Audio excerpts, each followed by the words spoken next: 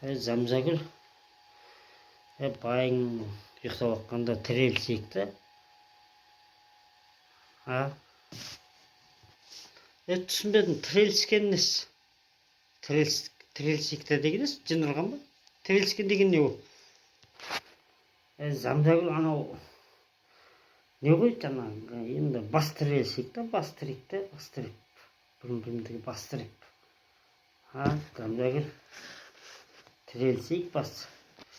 Не оттап кеттің? Бас тірелскенді, тірелсек, бас тірелсек неме десен? Бас тірелсетін өгіз болып кеттің ба?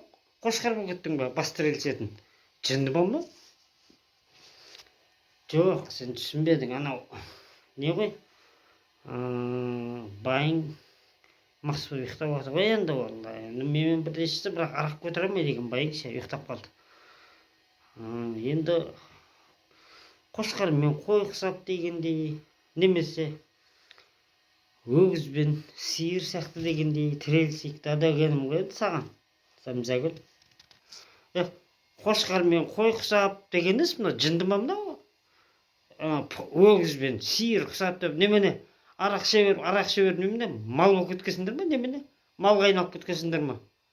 Басқа сөздерің жоқ па? Замзагүл, саған сынып отқаным ғой, саған.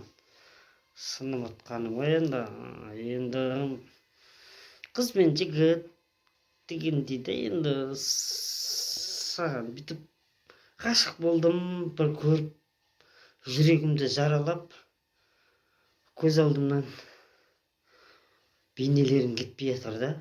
Сол саған бүйтіп махаббат болсақ деген сөз айтып отырмын ғой саған. Енді Замзагүл, ғашық болып бір көргенде жүрегімнен от лап атып тұр дегенім ғой енді Замзагүл.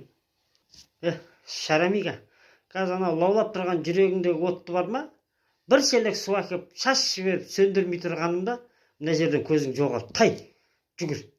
Жоқ бол, үшкесін санағанда мен жоқ бол. Лаулап тұрған отыңды бір қатты сумен өшірмей тұрғанда тұншықтырып.